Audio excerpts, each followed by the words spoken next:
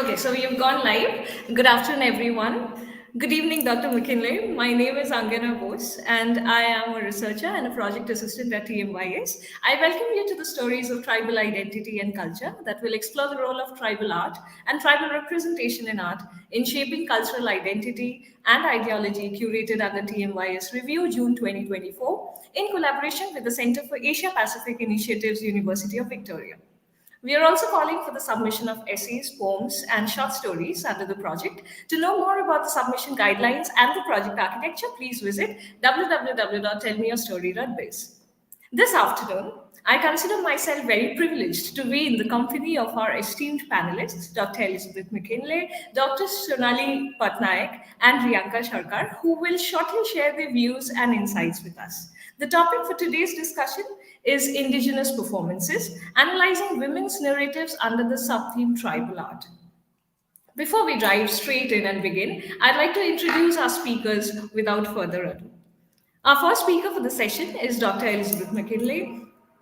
Elizabeth Mackinlay is a professor in the Faculty of Education at the Southern Cross University. Her recent books are Critical Writing for Embodied Approaches, Autoethnography, Feminism, and Decoloniality, published by Palgrave in 2019, Writing Feminist Autoethnography, In Love with Theory, Words, and the Language of Women Writers, with Routledge, 2022, Departing Radically in Academic Writing, Alternative Approaches to Writing and Methods in Qualitative Research with Karen Madden, to be published by Routledge, and Critical Ethnography and Equito Feminine, Writing with Helen Shishaw with Rennie McIlberg and Palgrave, 2023. We are delighted to have you on the panel, ma'am. Thank you for joining us this evening.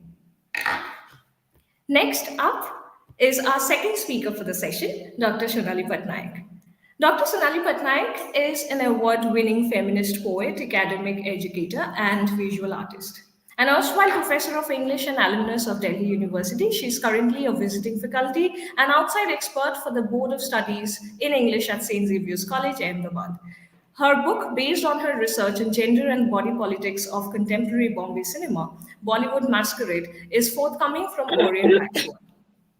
It's an absolute pleasure to have you on the panel, ma'am. Thank you for joining us this evening, an afternoon, in fact. And our third speaker for the session is Rianka Sarkar. Rianka Sarkar is a Bangalore-based children's writer and an environmentalist. She is an assistant professor of English in Mount Carmel Autonomous College and has authored several articles, short stories, poems, and book reviews in various online platforms. She is an active member of the International Journal of Creative Research Thoughts. Her research interests center around Northeastern literature on the partition of Assam. She is a gold medalist from Guru Nanak Dev University and has published papers on the partition history and narratives, folktales, and cultural studies. It is indeed a pleasure to be joined by you this afternoon. Now, let's move to the heart of the forum and open it for discussion. I would request Dr. Elizabeth Mackinlay to share her insights first. Ma'am, over to you now.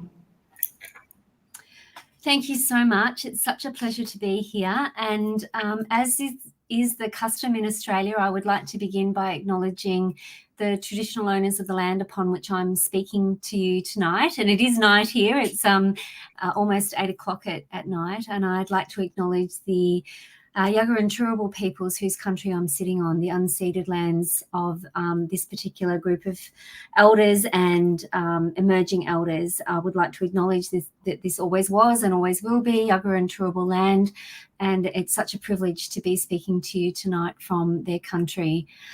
So it's wonderful to be able to talk about this topic. It's something that I've been involved with such a long time, and something that's very, very close to my heart for so many reasons, and lots of them to do with a very, I guess, a very white Western middle class kind of sentimentality around the personal is political.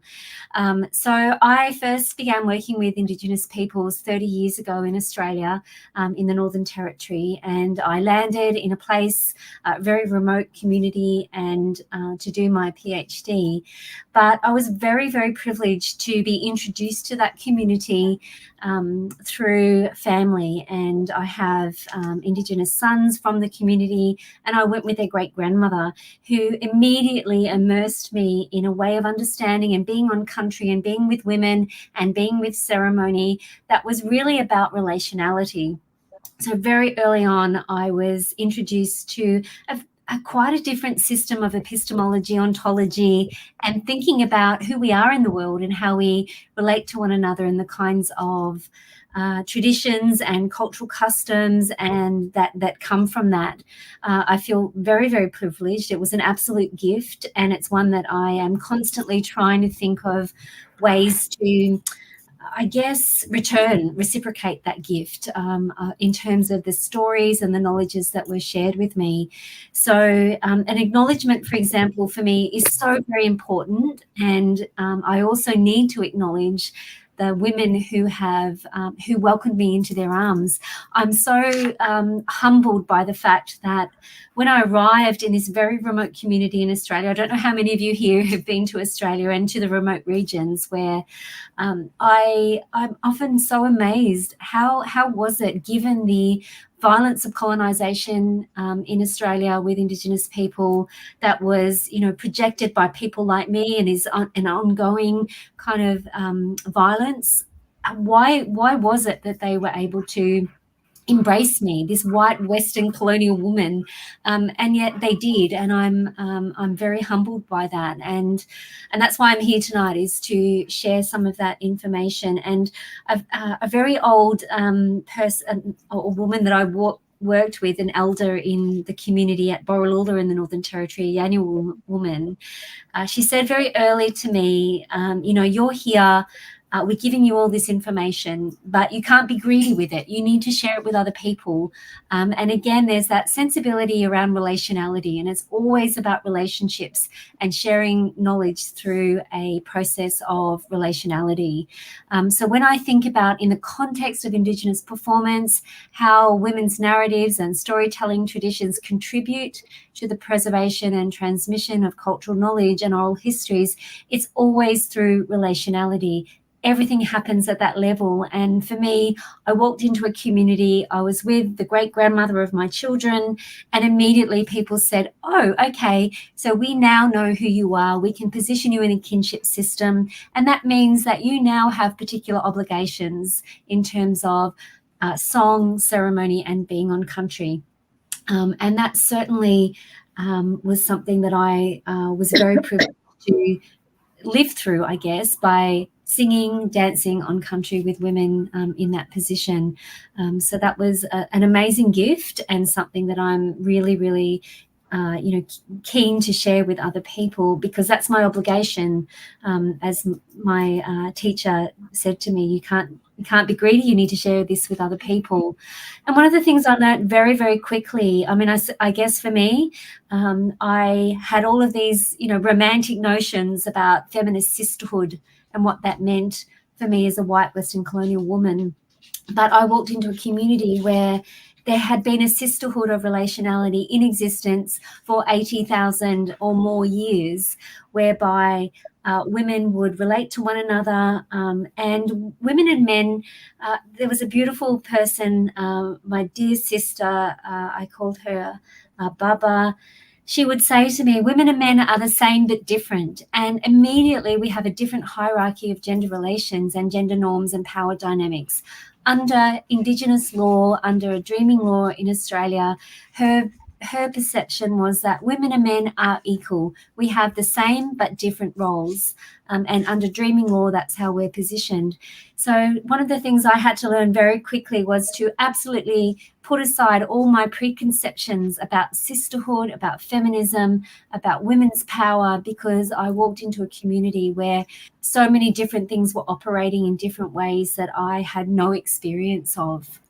So that's the first thing that I wanted to share. And also that one of the most powerful ways that women in Yanyuwa culture in Borroloola in the Northern Territory of Australia, one of the most powerful ways that they demonstrate their power and their authority and their status is through ceremony and song and being on country and sharing that knowledge.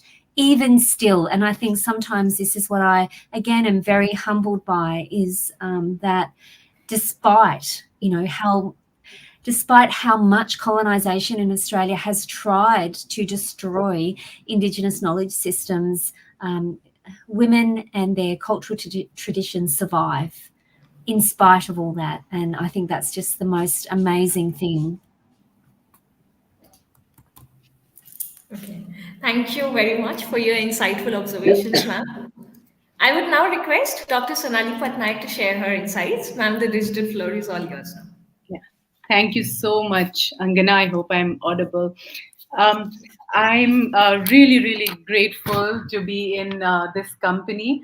I'm very grateful to Koral Dasgupta for conducting something I think is of terrible importance today, globally as well as in this country, I think in India as well.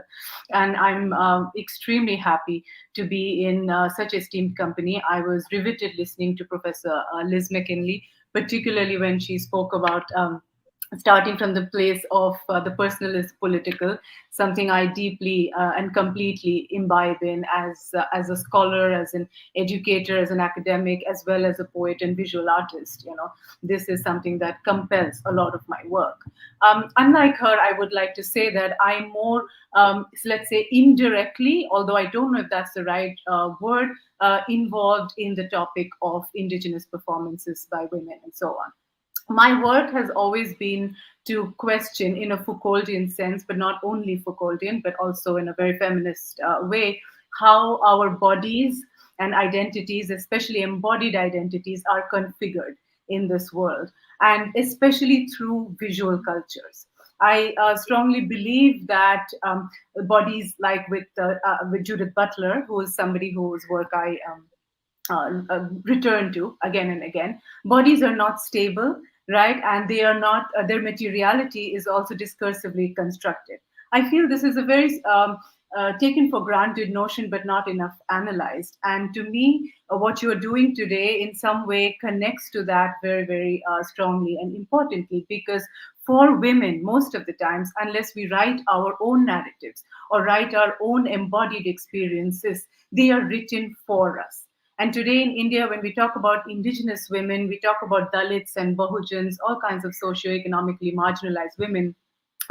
More than ever before, we have a majoritarian and a patriarchal discourse that seems to write their bodies or overwrite their bodies and their identities.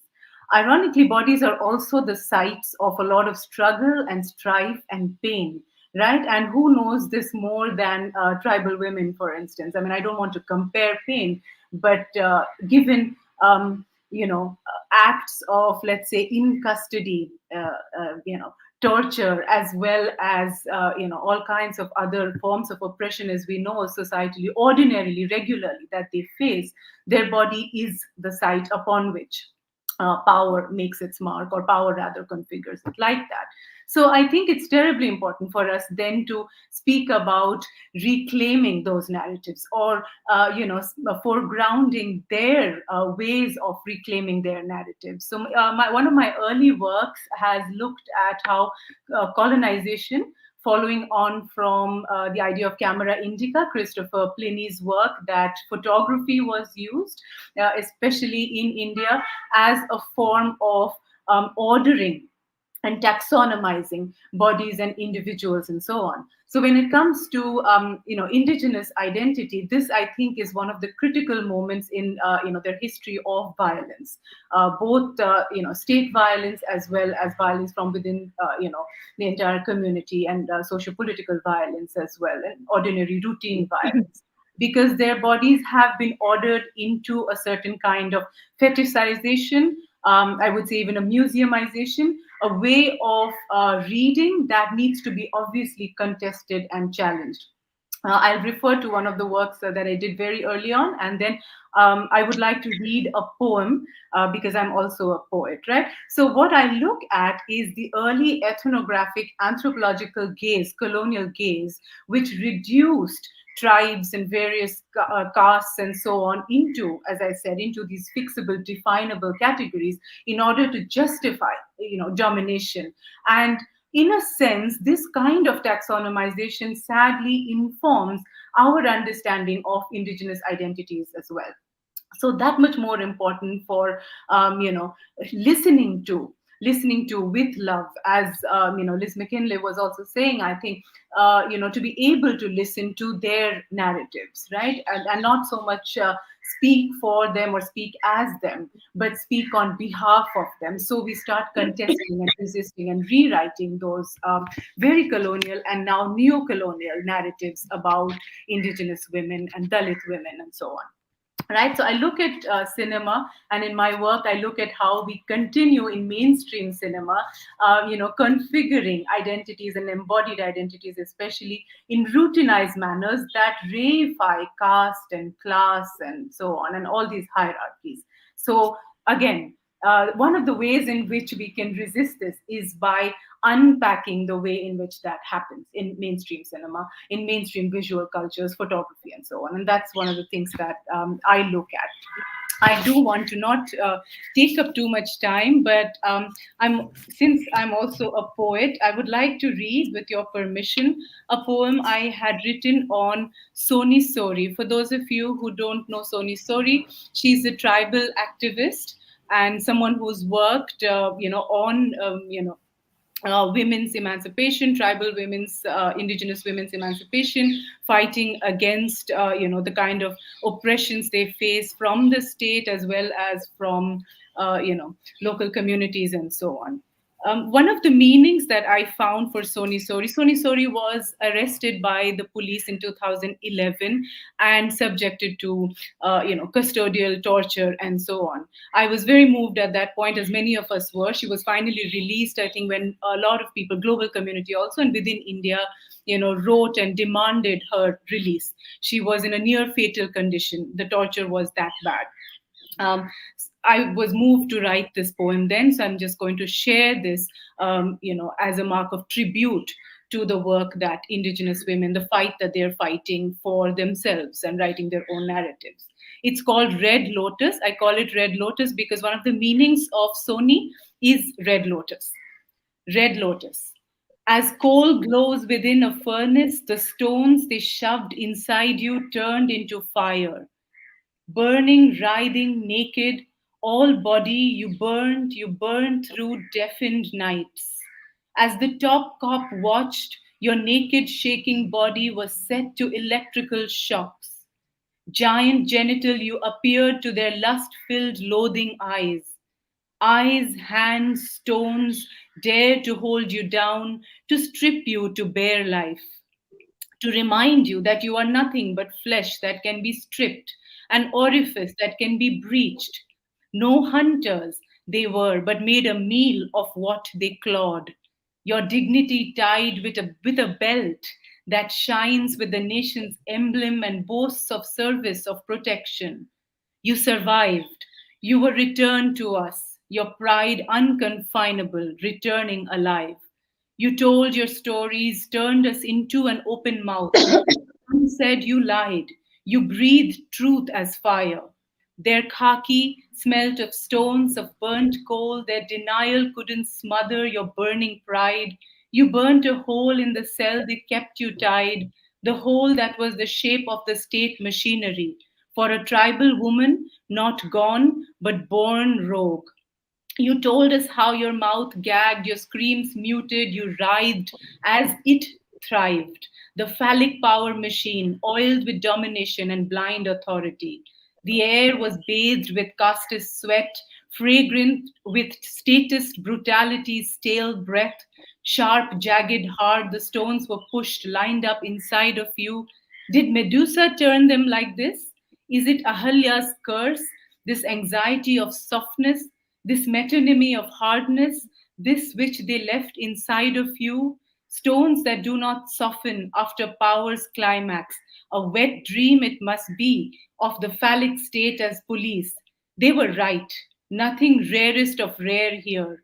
Routine for you, this rape of an unrapeable body, of a tribal woman, an Adivasi.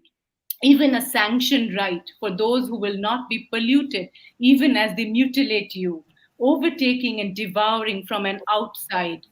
March on, then, Soni Sori, you are here with us alive. You glow like the red lotus, defying the mud of destiny. You speak to all who have ears. to hear of your inhumane captivity, of your subjugation in a prison of Brahmanical patriarchy dressed in khaki. Now you shit on the hateful state when of your injustices you narrate. Attacked by your own as well, your gender, your prison cell, you become raw flesh, emblazoned by your tongue. You spit the stones out, one by bloody one. You warn your sisters of their unmasked vulnerability in the hands of lawless guile. Your truth, a complex game survival in a land that assigns dignity according to class, caste, tribe. You walk on stones as you speak, leaving a blazing trail of red behind. So I just want to end with this poem. Thank you so much. Thank you so much, Liz, Rianka. That was Thank you. heart-wrenching. Yeah, and unfortunately, this is just a poem by an outsider to think of what they routinely suffer and go through. And that's all I want to say, that when they write their own narratives, I think that's when the scales start tilting, which is what they're doing as well.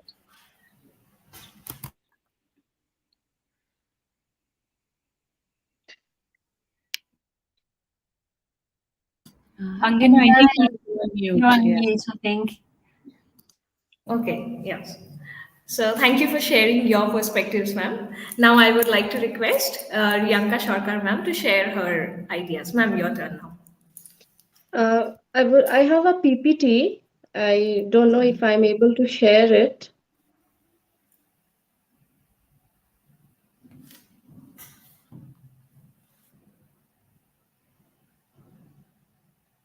Okay.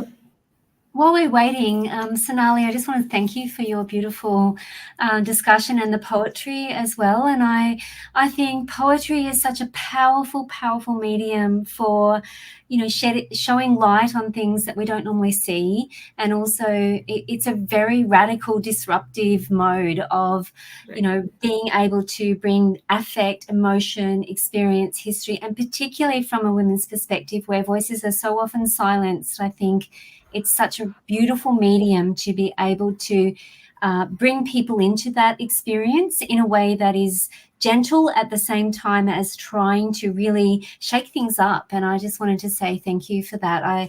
I think that, you know, in terms of the personal is political poetry, we probably should add the personal is political is poetical, because I think that there's a lot of power there. And we know that there are many examples of that. And, you know, probably Audre Lorde is one of the best examples we have, or not the best, but someone that I particularly like, of someone who uses poetry. Oh, yeah, there you go. Who uses poetry in that really subversive way to be able to, you know, share a different way of viewing the world. And I often think that, you know, in poetry, and I think as you were speaking, I was thinking about some of the songs that Yanua women use as a way of, you know, sharing the behind the scenes. It's almost like there's a way of veiling what's really going on, but also a way of sharing what's happening. And I think poetry does that as well. And in Yanua women's song tradition, they have a way of being very kind of vague around, you know, particulars and events and places. And when I asked women about that, it was always, this is because these songs, these poetic forms need to be able to transcend time, so that women's voices across time are not lost, and our experiences can really have, you know, maintain their power for the shifting circumstances of women's lives in terms of access to power and discrimination and oppression and violence. And so a lot of the songs are, you know, very, you might consider them to be quite opaque in terms of there's no detail there, but actually all the detail is there because it speaks to every single woman's life over time across space. And that's why they are so powerful. Right. Yes. Thank you so much. Thank you for that. Like I cannot, conjure the right words right now of what it means to me. But very quickly, I do not want to take away from Rianka's presentation because I can see she's ready. But I completely and thoroughly agree with you, Liz, on this, because I speak in both registers as an academic, as well as a poet, as well as an artist. So I can relate to what you are saying about the songs, of the Indigenous women that you speak of, because there is a power to that, which I cannot approximate in, scholarly writing. There is a certain discourse that we must maintain, a certain style, language, grammar, and so on. But poetry allows us to somehow, I don't know if transcend is the word, but to go beyond and within and so on, where we take all of that, the scholarship, but we also take so much of, as you said, emotions and affect, and then channelize into something that magically becomes universal. And so here we are at cross sections and intersections, and obviously speaking about our differences as women, but at the same time there is something to the personal, the political is the poetical, which I loved, that will also bring us together. So I think that paradox, if I may call it, is precisely where community building resides, probably, and that's what I feel we're doing, in a way. So yeah, thank you so much. Thank you for that. Thank you. Okay, I Yes, have ma'am. a PPT to share, and I'm not able to find exactly how to, find the PPT. Can I forward it to you, Angana, if Yes, possible? ma'am. Ma'am, you can directly forward it to me. I can share it with ma'am as well. So, or you can use the present button. If you can see it in a Yeah, screen, I will have. Okay, so once I take the present button, after that, it's ma'am, I need to see share because screen.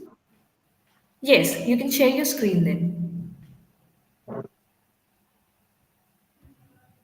The PPT is option isn't showing.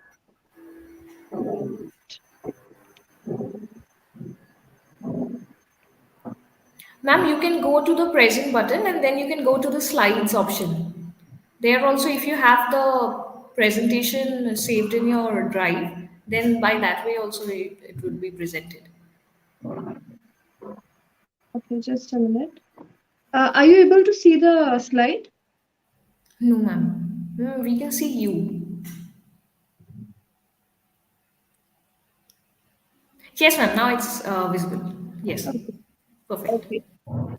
Okay, so I think this has not come really well. Anyway, I'm happy that at least it's being reflected in the screen. Yes, ma'am. So One thing, I'm ma'am, you basically can going go to to talk the about.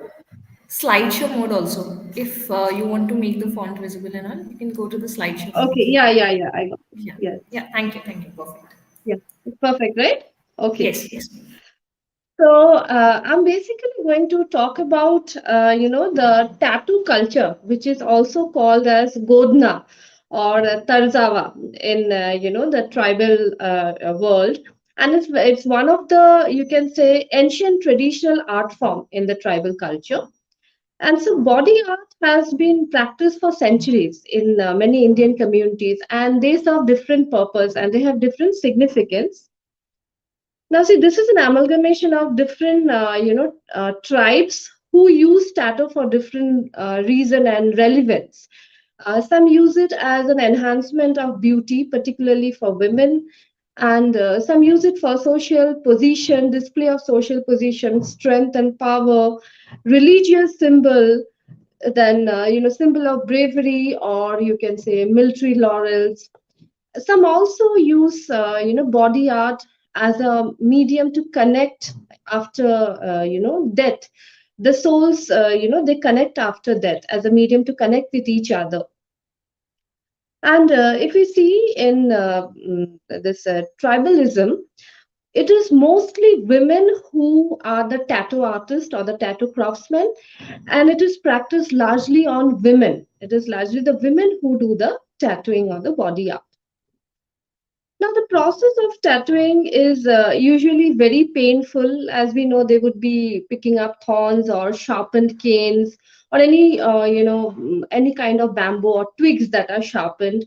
And most of the dyes that are used are natural dyes, like extract from plants or animals or insects. And they sometimes tend to be very lethal. to a point that the government had to intervene and put a ban to it.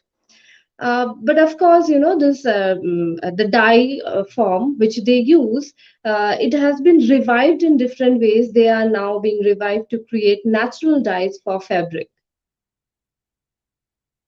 These are some of the, you can say, prominent tribes who use the tattoo culture for different, aspects of life. For instance, we have the Baigas of Madhya Pradesh. So they are basically from Dindori district of Madhya Pradesh, and they are known for their full body female tattoos. So the females, as early as 10 or 12 years, their entire body is tattooed after in different stages. So initially it starts off with one part, then after a stage with another part, and it continues even till I think after childbirth also.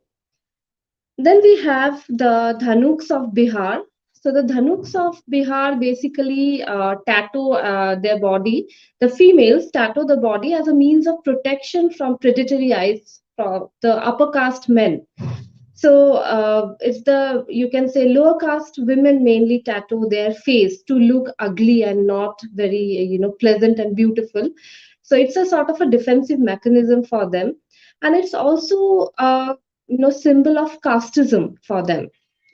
Then we have the Rabaris and Mer community of Gujarat's Kutch area, for whom the tattooing is basically a symbol of survival, sustenance because of the dry weather condition, a large mortality rate. So it kind of denotes the survival and the resistance, the power, and it also serves as a attachment to nature or for their religious purpose.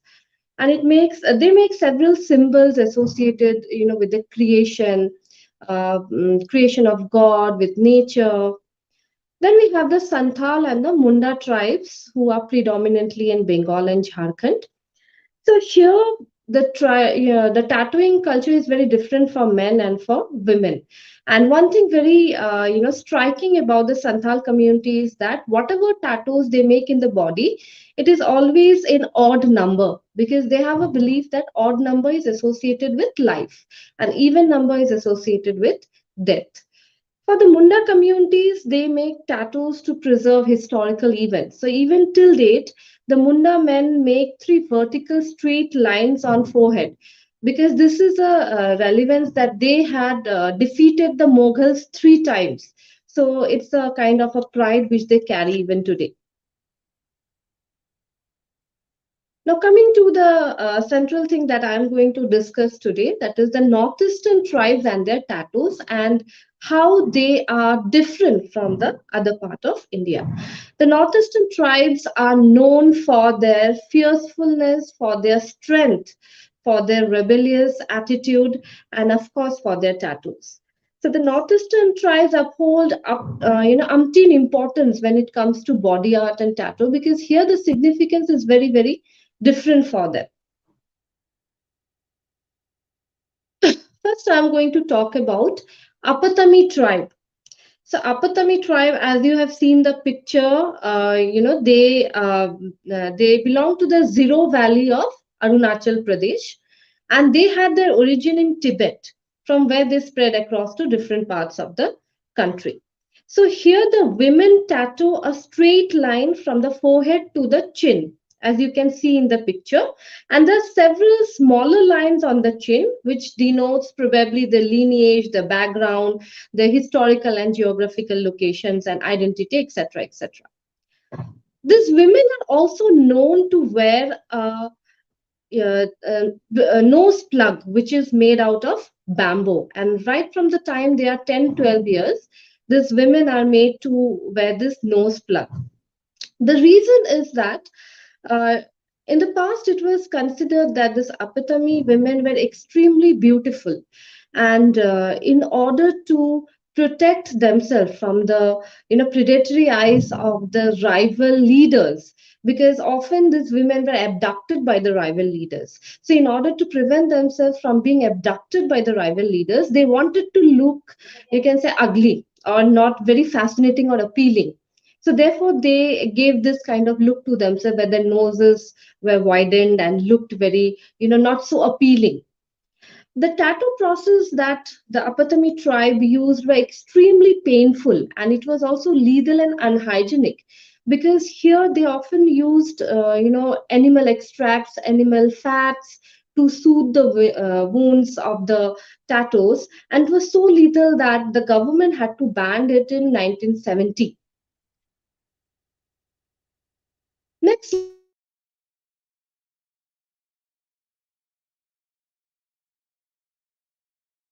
about the most strongest tribe of Nagaland. So the Konyak tribe is also known as the headhunters. That is, they in the in these people were largely engaged in battles most of the time in battles and wars. Each tribe would fight with the other, and initially they would try to resolve the conflicts through negotiation of the elder people. But when no negotiation would come, there was a war that was waged. And the bravery would be, when one tribe would win over the other tribe, they would chop off the head of the other tribesmen and bring it back as a trophy or as a sort of a honorarium for themselves. So that is how they became, headhunters. Now, for this community, tattoos were more like military laurels or medals conferred to the brave leaders for valor of, for the valor of bringing the heads of the rival tribe. So, as you can see in this picture, for the Konyak tribe, the tattoo was largely for the men. So, tattoo in the face denoted that this man has brought a head from the warrior, from the rival team, and tattoos in the chest, it meant that they are the warrior of the warriors. Now, it was this headhunting tribes, they were prevented from committing this kind of, what do you call it, their customary of going and killing people and hunting down the heads. It was banned once the Britishers had taken over and the entire community were Christianized. And the message was sent that this was against God, and that is how this headhunting had come to an end. But the tattoo culture was very much a fascination there. So they would do a very mock hunting by keeping coconut shells or any kind of fake, images as, hunting trophies, and they would make the tattoos. The tattoo culture continued. So today, barely there are 30 Konyak leaders who are still, alive, probably who are in their 80s. And this is the last batch who have stories to narrate, what they had done in the youth, sorry, in their young age. And this is the last Konyak tribe who have maintained the tattoo. Now, Konyak tribes no more, engage themselves in tattoos. For the Konyak tribes, the women, for them, tattoos have a different significance. It's either, the men in their family, let's say their husband or their father or brother have done some very brave deed or something. So their names are inscribed in the women's body or as a mark of, achievement by the men of their family. It often gets inscribed in the female body. Some of the women also use it as a form of adornment of beauty. Next, we have this Ao Naga tribe. So, for Ao Naga tribe, the relevance of tattoo is very, very different.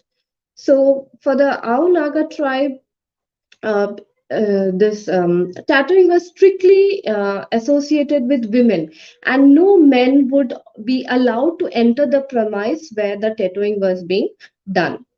So traditionally started off with uh, the upper caste women who were rich. They would wear a lot of jewelry, lot of beads and gems. So whereas the poor women who could not afford this jewelry, gems, they would use tattoo to adorn themselves as a mode of, as a substitute for jewelry, while the rich women would continue to use tattoo as well as jewelry. For the poor women, at least they had something. They felt that we have something as a substitute. We are not being, bare. And it was also that women in this community were not, no one was willing to marry them if they did not have a good tattoo on their body and face.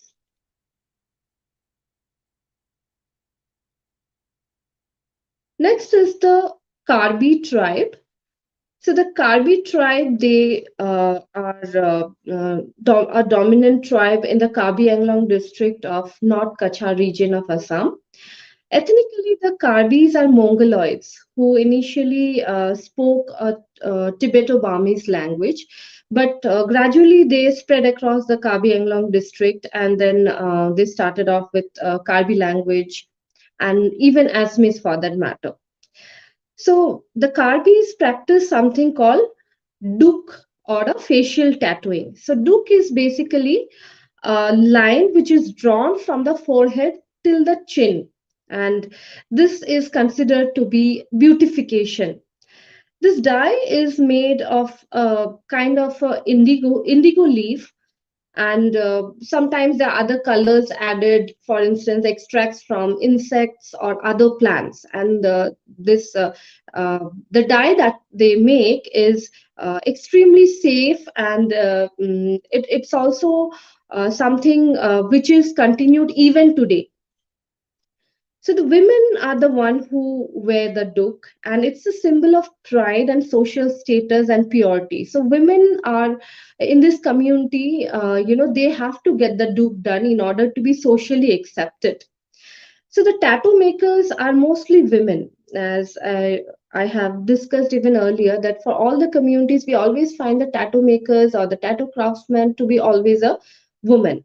And it is a big ritual in the Karbi community for the duk ceremony. There's a specific time when the duk is being done, precisely during the winter, early morning during the winter, so that the pain is lesser, and the lady who performs the duk, she can see things very clearly.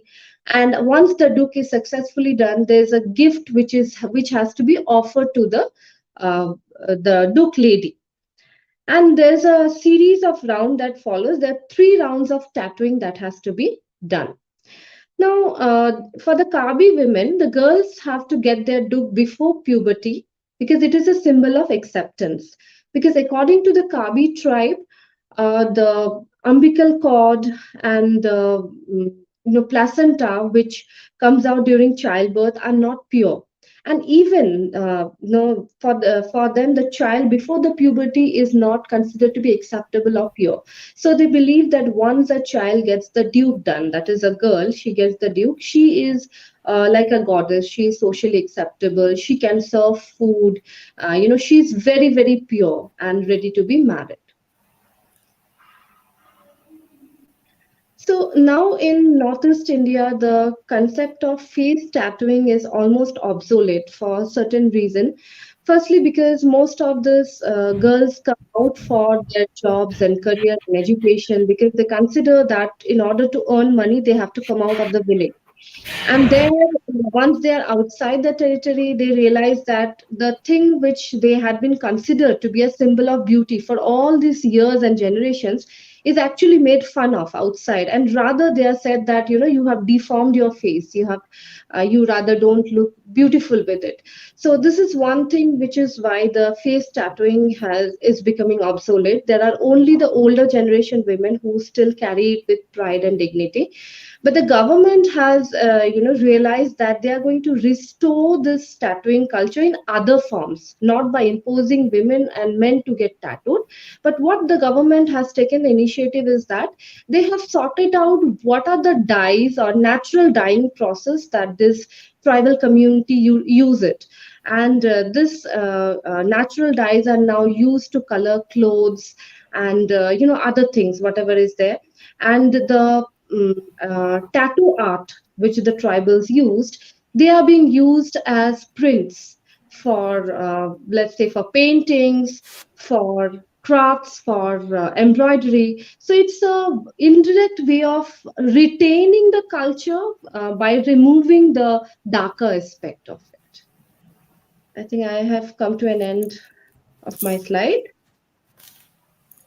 Thank you, ma'am, for your thoughtful observations and also bringing to the fore the body art culture, the tattoo culture.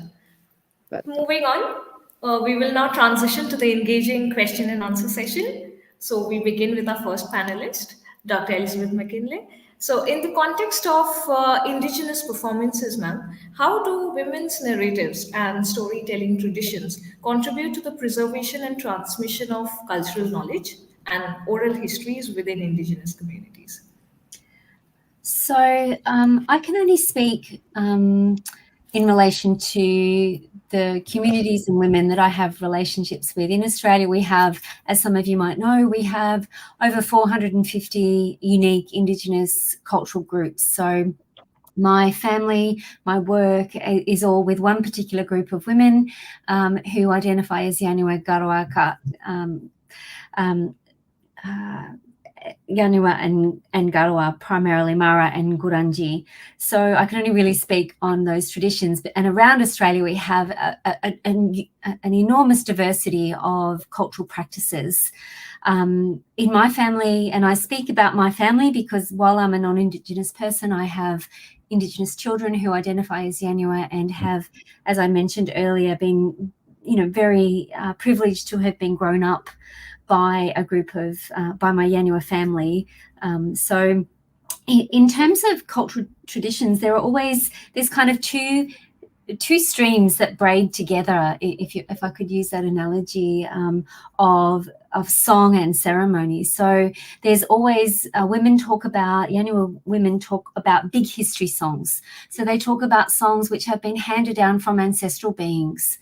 So since the beginning of time, women have been singing and dancing these particular songs on country, and it is the embodied process of being on country and singing those, the words coming out of your mouth, the movements flowing through your body on particular locations, which really activate that power. So there's big history songs that do that work, and oftentimes big history songs, they can be public. They can be for everybody to see, but much of that is what we would refer to as guru or sacred or, women's business, not for everybody to see, just for women. And then there's kind of a middle ground where women and men can participate and can be part of these processes. And much of that you would probably be very familiar with. It's things like initiation ceremonies and funerals and rites of passage where women and men both come together to celebrate or, pass on a spirit to another place. And then there's this public forum where Yanua women are very well known for making up songs that are a social commentary on what they are seeing happening in their community. So they're watching, young women fall in love with men that they should never ever be involved in because they're bad news and it's only going to end in trouble and it's going to make them feel sick and it's all these things are going to happen, and they share all of this wisdom and knowledge, not just about really deep and meaningful and grounding spiritual practices, but other things that are deep and meaningful and grounding about how we be as women in the world in the everyday sense, how we are mothers, how we are lovers, how we negotiate work, and all of the feelings and emotions that are attached to that. And so there's this beautiful tradition of storying those experiences. And one of the most powerful ones that I can think of, and some of them are about everyday, we may think of them, other people might see them as being, quite, trivial things.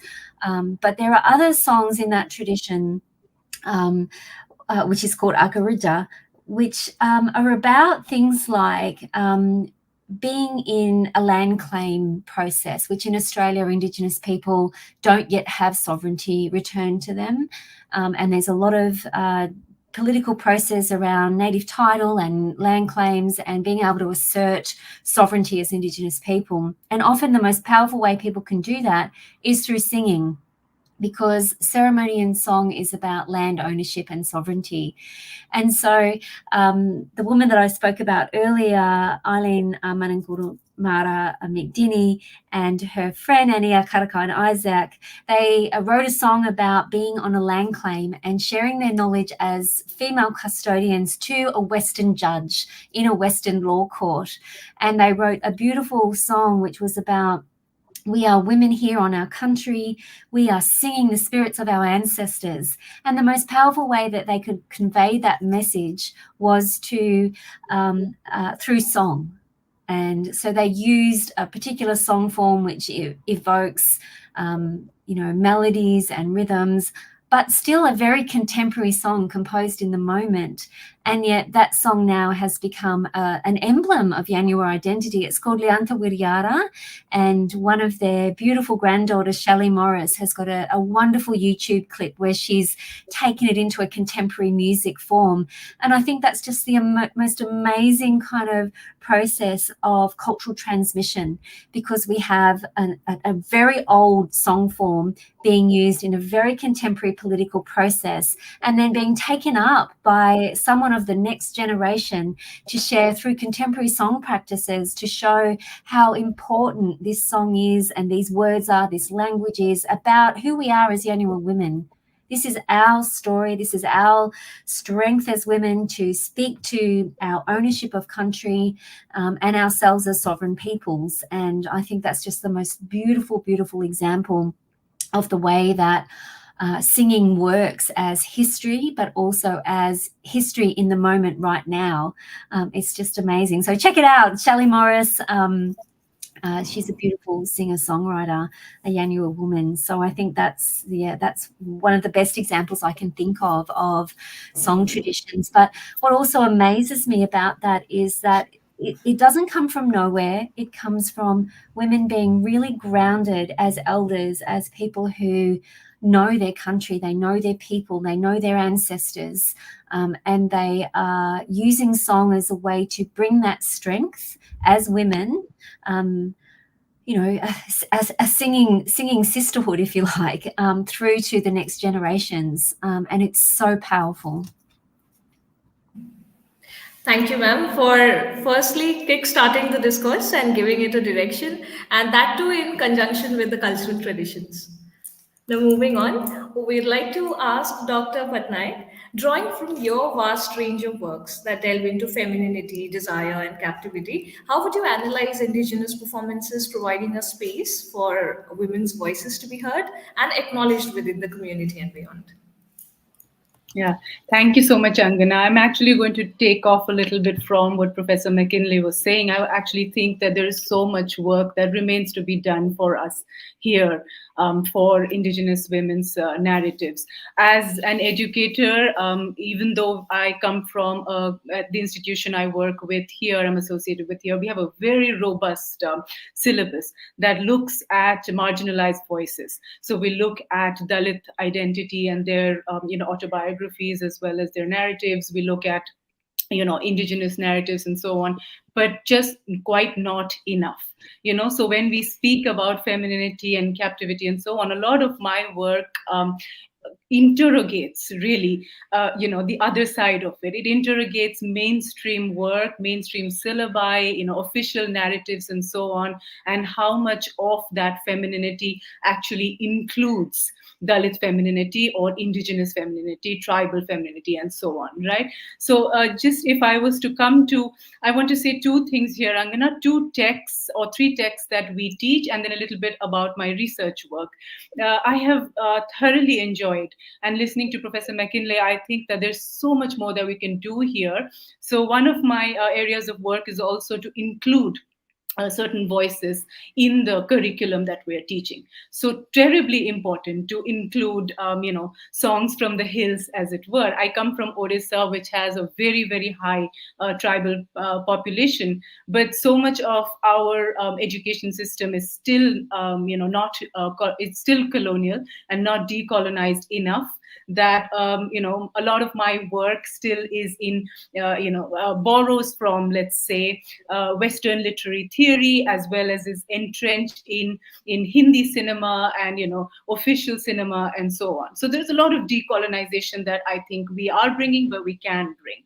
So 3 of the examples that come to mind very exciting. The first one is G.N. Devi, is somebody you might have known of, a very popular, well-known Indian theorist whose work on tribal literatures is, invaluable.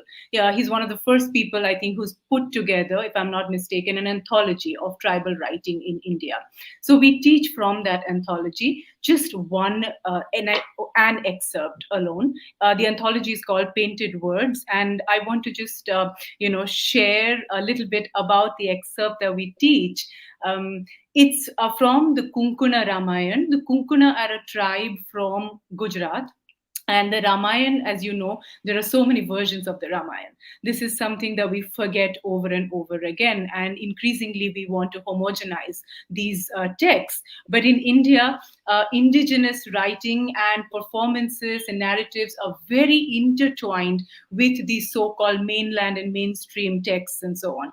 But from colonization onwards, we have been believing this myth or lie that there is a singular upper caste, Hindu texts like the Ramayana or the Mahabharata, and increasingly erasing the other narratives, of Ramayana and Mahabharata. So the Kunkana Ramayana, for instance, has the excerpt that I teach has a Sita. Sita is the protagonist of the Ramayana, and those of you who are familiar with the more popular or populist versions or mainstream versions, you would know Sita is worshipped for being a more, let's say, obedient, subservient and servile, image of femininity, right? And this, of course, suits certain forms of patriarchy very well, and so that becomes a very popular version. But in the Kunkana Ramayana, it's such a wonderful, experience to teach this. That is not the Sita that we find. We find an extremely feisty Sita, and this Sita is literally born from the forest. The forest, as we know, is also the space of indigenous people. Today, the state is in loggerheads, as well as several companies are as well, mining companies and so on. I don't want to get into with the indigenous people over forest land, right? Orissa, in fact, where I come from, has actually been one of the first to incorporate some policies and laws that protect the forest for and their ways of living for the tribal people, right? So here you have Sita, who is a forest dweller born from the forest. So one can actually go on to say this is a tribal Sita, an indigenous Sita, right? And she is visited by Dasharath, who is going to be, as all of you would know a little bit about the story, if you don't know also, her future prospective father-in-law. She doesn't know this. She's just 10 years old. And here comes this man who has been gifted with this bow from Shiva that nobody can lift, except it takes some 100 people to lift it, right? And this is a 10-year-old Sita who's playing outside, and Dashrath is talking with her father Janak. And then he's ready to leave. And then he says, "Where is my bow?" And nobody could find it. And then there is this 10-year-old Sita, riding that bow all on her own. So what I'm saying is that these narratives not just resist, right, those popular and mainstream and dominant narratives that we see in, for instance, the televised versions of Ramayana and Mahabharata and so on, but the indigenous narratives kind of invigorate and empower a kind of sleeping text, a dormant text, and make it so much more palpable and real and exciting and so on, and and give us the sense or the clarity that it's no one person's or community's text alone. So extremely important to teach more of these indigenous voices. The other one that we teach, of course, which I thought of sharing, is Kumud Pavde's story called My Story. It's an excerpt from her autobiography Antasfort, where she talks about how she decided as a Dalit, again, indigenous in that sense, woman, to learn Sanskrit, which was the language of the powerful or, the Brahmanical upper caste community and so on, right? So in this story, again, we have this whole idea of contesting the dominance of language as a way of erasing indigenous communities. So there are two ways. Either the indigenous community, like Paure does, takes Sanskrit and reclaims it and makes it her own and says that, no, you don't get to only speak this language. or you open up what Devi's work says, you open up the curriculum and the reading for everything, the discourse, so that all the forgotten languages, tribal languages, so many of them are endangered today, can also be learned, written in, taught, and so on. So Pauri's text in that sense addresses the question of language, and this Kunkuna Ramayana brings in the question of femininity, mythology, and how mythology is a shared concept. And I'll just quickly say a little bit, Angana, not too much, about cinema. Cinema that I work on is extremely mainstream, as you know, and there is no room for, as it were, indigenous people at all. This, I'm talking about Bollywood cinema, Bombay cinema, as it was called earlier, or Hindi cinema, very little. If at all there is any representation, it is only as a dark continent or in a very sexualized, fetishized, objectified manner, right? So there is a lot of work that is being done and should be done in order to critique that representation, because unless we unpack it, we continue to live in multiple Indias, right? Multiple nations where the dominant continues to be happy in the way that they think about things, and and then there are these other minority narratives which constantly get micro violences upon them. So one is to unpack it, which is what my work does also to a great extent, but the other is to also recognize a lot of indigenous women who have taken the camera in their own hands. I know of a few, like the Jungle Ranis and so on, and they're doing brilliant work in framing themselves as opposed to being framed by a heteronormative casteist male gaze as the other. They frame their own stories and their own selves, and I think that is going to be definitely sort of I don't know what term to use here, but for the lack of a better word, game changer. But that's something that we need to be paying more attention to. Right. Thank you, ma'am, for laying the groundwork for today's discussion, also with the voices of dissent, because we had seen a lot of heterogeneity in that. Okay, so moving on, due to lack of time, I'll just show through the next question.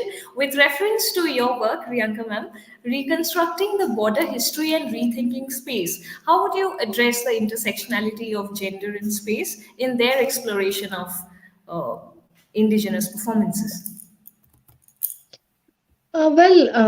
First of all, understanding the intersectionality of gender and space in indigenous performances involves recognizing the dynamic relationship between cultural practices and societal norms and individual expressions. So, in this context, I would like to talk about most of the dance forms of Northeast India, particularly the tribal dance forms. And if we notice them very crucially, we see that they are centered largely around the everyday lifestyle or the everyday activities of the people. Also, the harvest festival occupies a major crux of the dance, dance enactment and performance. Here, if we crucially notice the gender role enacted are often limited for the women, and when it comes to the division of labor. There are certain dances where the men and women have got almost similar steps, but in the execution of the performance, you will notice that the women, while performing a very similar step, they are supposed to perform with poise and grace, denoting fertility, denoting their domestic roles, denoting a softness, calmness. When it comes to the men, while they are performing the movements, it is more to talk about the outside world, being in the forest, activities such as hunting and merrymaking. While the dance performances or the roles that are given out to both men and women, there's a very slight difference, but we see how the movements are again dictated by the terms of the society. What is expected of a woman and what is expected of a man. Thank you, ma'am, for exploring the fluidity or the very fluid walls of gender and space intersectionality. So we have come to almost the end. I wish this would not end so quick, but again, as we draw the curtains on today's session, due to paucity of time, My sincere appreciation goes out to each of our esteemed panelists for offering invaluable insights on the discussed topic. Your arguments and propositions were indeed very well-rounded, and they were, again, very nuanced perspectives. So before we part ways, a friendly reminder that we are calling for submissions centered around tribal art and tribal representation in art, the details of which can be viewed on www.tellmeastory.biz. We'll come back to you soon with another engaging panel discussion under the project. Until then, I extend my wishes for a pleasant evening to everyone. Thank you once again. Good night to Ms. Dr. Mackinlay as well, because there's night there. It is night here. Right. Bawajibara, as we would say in Yanua. Thank you for having me. It's been great to hear from you, Rianka and Sonali and Angana. Such a privilege to be in this space with you. Thank you. Thank you. so Thank you. much. Thank you so much. Thank you so much. Thank you, everyone. It's been wonderful. Thank you, everyone. It indeed was. Thank you. Thank you.